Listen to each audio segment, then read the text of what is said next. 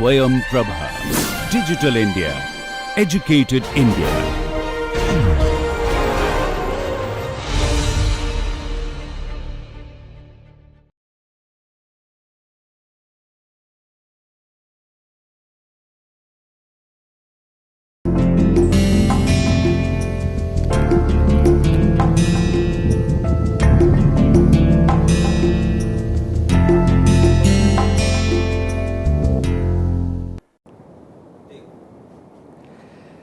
Okay, think and analyze Tier 101, lecture number 4. So let's take a look at one of the examples in orthographic views, but before that, some fun.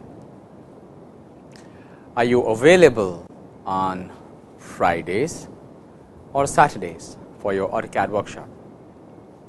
If you are, wonderful. So we'll arrange for the workshops on one of the 2 days, or rather both days. So you are 12 batches. We'll divide those batches into 6 and 6. So 6 can go on Fridays and 6 can go on Saturdays. And then the next week, we'll have the AutoCAD lab. You know, Fridays. Monday, we have a bunch of lectures. Tuesday, bunch of lectures. Wednesday, Thursday, bunch of lectures. Come Friday and you're fried.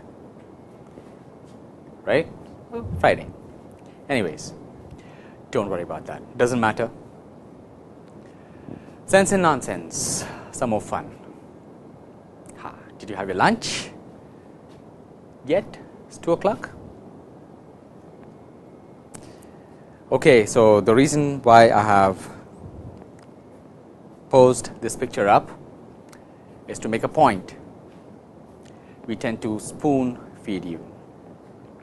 Yeah? Your academic appetite gets satiated over time, gets satisfied over time, and that's the reason why, that's one of the reasons why you tend to lose interest in academics in some time, maybe 1 semester, 2 semester, 3 or 4 semesters, which is bad news. Bad, north, east, west, south, not good.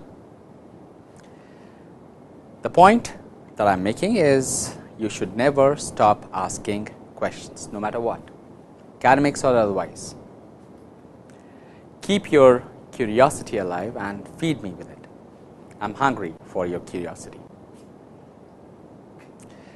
Do not take me for granted. Question me, challenge me. I am bound to make a lot of mistakes. I keep making a lot of mistakes. So always question me, challenge me. I'll be very happy to answer your questions. Then and there, if not, then definitely in the next lecture. Okay, so this is pertaining to the question that I had posed in the previous lecture. So given the 3 orthographic views, is it possible for us to uniquely represent a solid, or vice versa? Can any solid be uniquely represented by 3 orthographic views? So this is a counter example. So let's say you have a block or a cube. You have a smaller cube on the back side, on the back face. You have again a smaller cube on the front face, cube on this side, cube on that side, cube on top, cube on bottom. Okay, and then you have a void in there. So this is pretty much like, you have this cube placed dot at the center of the space, and all such cubes placed on the respective centers of the respective faces. Now for this solid, is it possible for you to represent this uniquely using orthographic views? Let's see. Hinge line separating the front view from the top view, and another vertical hinge line separating the front view from the right side view. Now if you sketch the views out, you'll probably be getting something like this: front view, top view, and the right hand side view. Exactly the same story, exactly the same result. Okay, now watch out for the conventions that I use. I use dash dot dot dash dot dot to represent the hinge lines. So this object is symmetric both along the vertical as well as along the horizontal. Okay, so I am using dash dot dash dot, this convention, to represent the line of symmetry. Usually it is also used to represent the center line. So, since these two are also symmetric about the horizontal and the vertical, I am going to be using those lines. And of course, where are my projection lines? They have to be there. So, the final lines are thick solid lines, whereas the construction lines are gray lines. Just for reference, it is always a nice idea to have projection lines, because otherwise things become very difficult to comprehend. Orthographic views uniquely represent a solid almost always, but not every time. For instance, in this case, it is not possible for you to represent the internal void here. Okay? So, be careful about that. But almost always these views, they work. Okay, orthographic projections. This is the 4th lecture, 2nd week. Let us take an example. So, we have to draw the orthographic views of the solid, dimensions of which are given. Okay, let us work it out one by one. So, this could be a little boring, but if you follow the construction, step by step, things might be enlightening for you. The first step, preparing your sheet. Write your name, write your subject, what you are working on. Okay. Give all the details in the box over here, and this is the convention we use for the 3rd angle orthographic view. So, if you have a cone, the cone from this side is going to look like 2 concentric circles, and of course, this would look like a trapezium. Mention this sign over here or depict this sign over there, and actually, although this is at the center or on this at the center of the sheet, it actually is on the bottom right corner of your sheet, right there. Okay, so once you have prepared your sheet, you are ready. Once again, mention the subject, more importantly, mention the scale. So, we are using the scale 1:2. Okay. Now, we are looking at the object along this direction. So, this would be the front view of the object, that would be the top view, and the right hand side view would be from that side. Okay. Draw the hinge line, but before that, just estimate based on the dimensions as to how your bounding boxes for the front view, the top view, and the right hand side view are going to be placed. Okay. Once you make those preliminary measurements, start with the hinge lines first. So, this is the hinge line that separates the front view from the top view. Make the bounding box. Now, this is about 114 millimeters. This is about 32 here, and this is about 32 over there. 114 plus 32 plus 32, 114 plus 64, which would be something, some number, 178, I believe. That would be the length of this bounding box, and the height would be about this dimension, 45 plus 18. Okay. So, since I am using the scale 1:2, 178 over 2 would be 89. I am going to mention it there, and that is going to be 31.5. Okay. 45 plus 18 divided by 2. So, the scale 1:2 would mean that 1 would actually represent the 2 scale, and this would represent that I am actually scaling this object down by half, 1:2. Okay. All right. So, this is the front view. So, I am going to mention that over here. Top view, mention that over there above the hinge line. Draw the projection lines, the length remains the same. Okay. this dimension over here would be about 32, 64 divided by 2. Okay, and I'll finish this bounding box, and I'll draw the vertical hinge line.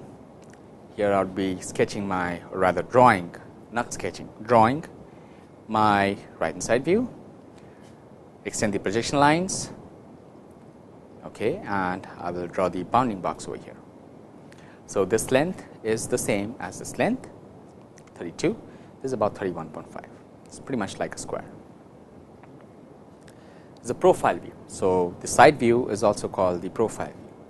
Okay, so my profile view, for instance. Okay, I should have also extended the lines from here, and I would have drawn the 45-degree line over here. I should have done that. Be very careful. I am bound to make a lot of mistakes. Okay, so let's start with the final version of the drawing. I'll see this edge from here to here. I'll see this vertical edge. I'll see the vertical edge over here.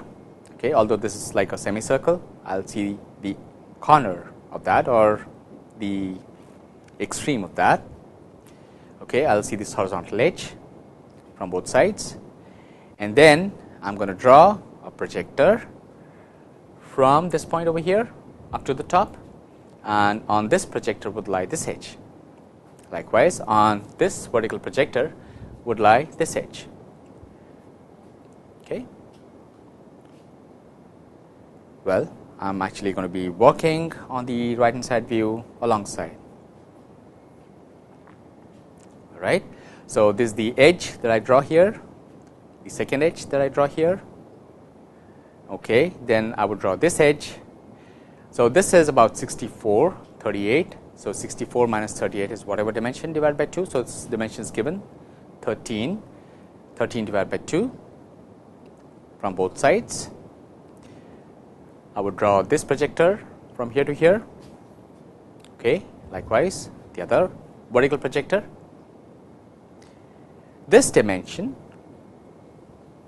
is 18, so I'll mark it 9. Note that I'm working with 1:2 scale. That dimension is 13 over 2, 6.5. This one is again 6.5. Okay. This is 13 from bottom, from here. So it's about 6.5 from there. I'll draw this vertical edge down and this vertical edge down. Okay, and I'll also see this edge right there. Am I done? Not quite. Would I be seeing this edge? Yeah, because this would actually correspond to this edge right there. Am I done?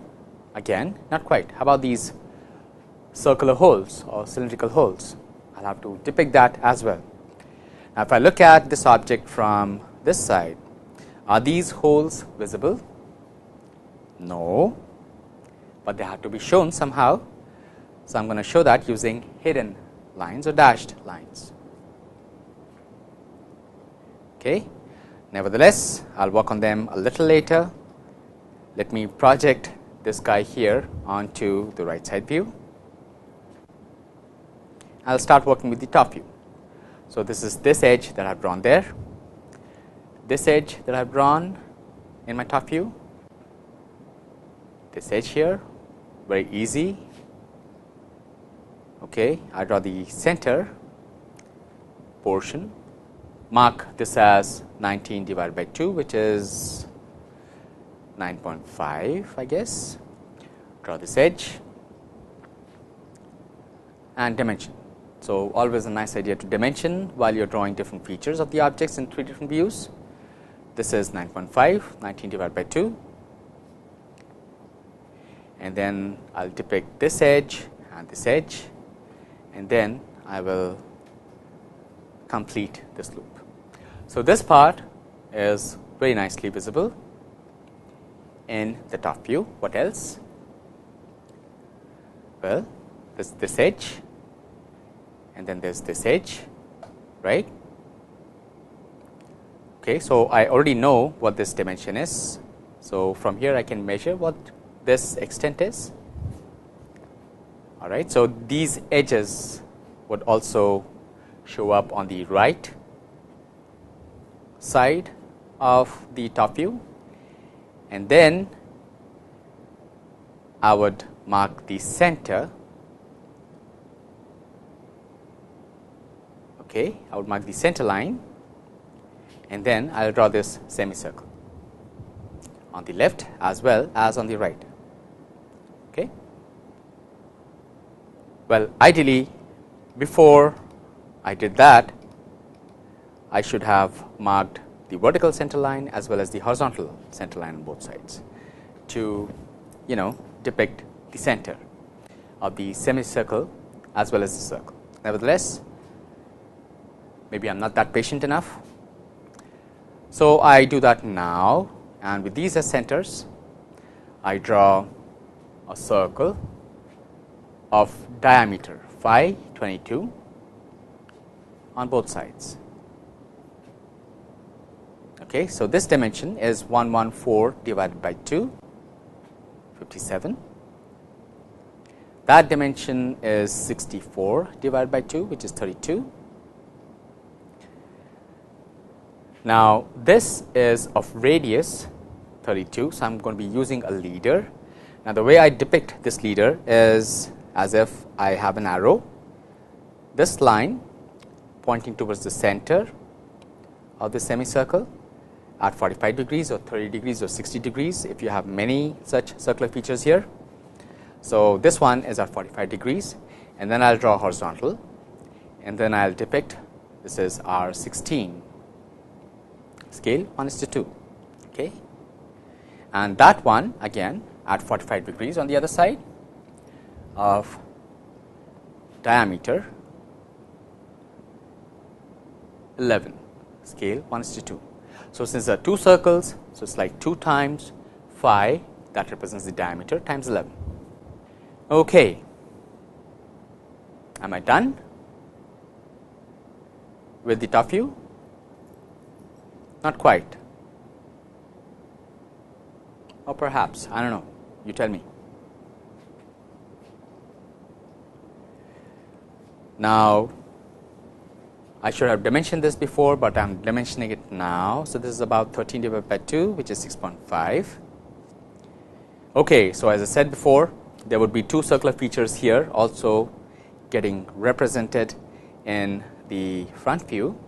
So, I chose to first depict those circles in the top view and then project the corresponding feature onto the front view. So, I project the center line first on both sides, and then I project the endpoints of the diameter of the circle on both sides again. So, since the circle is hidden, is going to be shown using hidden lines on both sides. So, this is how nicely these projectors they work. You don't have to measure things every time. So, the projectors they do that for you indirectly or implicitly. So, things become a lot more efficient. So, it's always a nice idea to keep drawing projectors alongside when you are working with the main drawing. Okay, now to the right side view of the profile view. I am now extending these projector lines, 45-degree line over here. So, from this side I am going to be seeing this edge, which is pretty much this edge. Okay, I will be seeing the edge corresponding to this surface, the verticals, the extent, extreme right and left, and I am going to be now seeing this edge right there and this edge right there, and then I am going to be seeing this edge right there. Now, like I did for the circles over here, I will do the same thing for the profile view. First, I will project the center line, draw the center line in the profile view, and then project the extremes of the circle onto the right side, and then again in the right side view or the profile view, the circle or the circular features are going to be hidden. I am going to be showing those features using hidden lines. Now, would these two lines cover only this circle or both circles? Question. Right, they will be covering both circles. Okay. What else?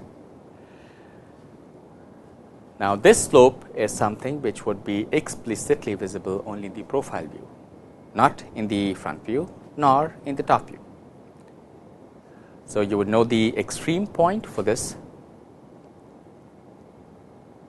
feature here, this location, which is at this height, and then you would also know the extreme point for the slope right there, okay, right here. Okay, so this slope is going to be represented by a line, a slant line in the profile view. So, starting from here, ending up till here. There you go. Anything else that I may be missing? Well, let's see. As I said, are we missing this line or not? This line essentially corresponds to this line in the top view. Are we missing anything else? Perhaps not.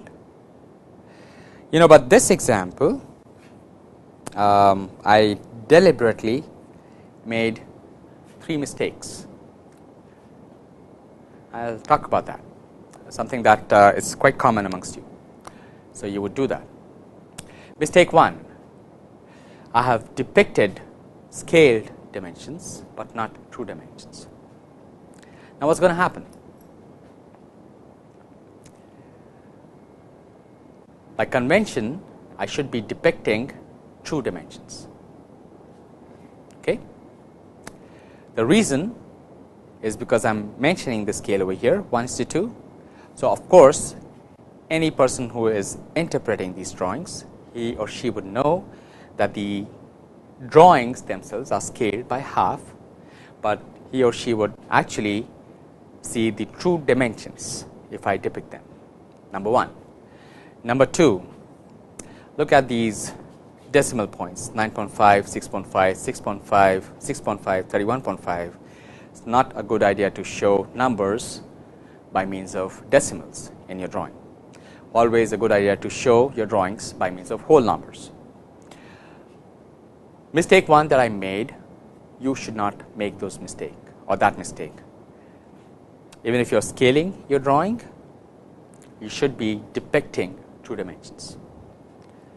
Mistake number 2, look at the way I have dimensioned the drawing. The larger dimensions, they happen to appear to be closer to the object, whereas the smaller dimensions, they happen to appear to be away from the object. Again, not a good idea. Should be the other way around. Smaller dimensions, they should be represented closer to the object, and larger dimensions, they should be represented away from the object. Mistake number 3, dimensions have been repeated. So, try to depict the information as concisely, as tersely as possible. Do not repeat dimensions. Okay? Now, if I do not make these mistakes, oh, by the way, I already told you about the leader. So, this would be an arrow which is at 45 degrees. Well, just emanating from the center, okay, at 45 degrees to the horizontal, and then there would be a horizontal line, and above that horizontal line, you are going to be mentioning the dimension. It's called a leader.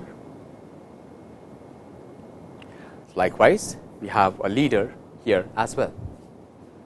Already mentioned that before. Okay. So, this scheme of dimensioning is called the aligned dimensioning. Look at the horizontal dimensions.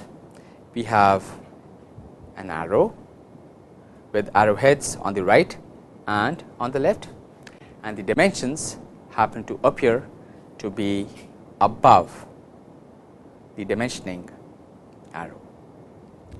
For the vertical ones, imagine that you have rotated this thing 90 degrees clockwise, something like this. Okay. So, not only would the arrow get rotated, also the number would get rotated. So, the arrow, the vertical arrow would look like that, arrowheads on both sides, and the number is going to be aligned with the arrow. So, if you imagine that this is rotated by 90 degrees anti-clockwise, the number will be appearing on the left of the dimensioning arrow, aligned dimensioning. Okay. That is an example.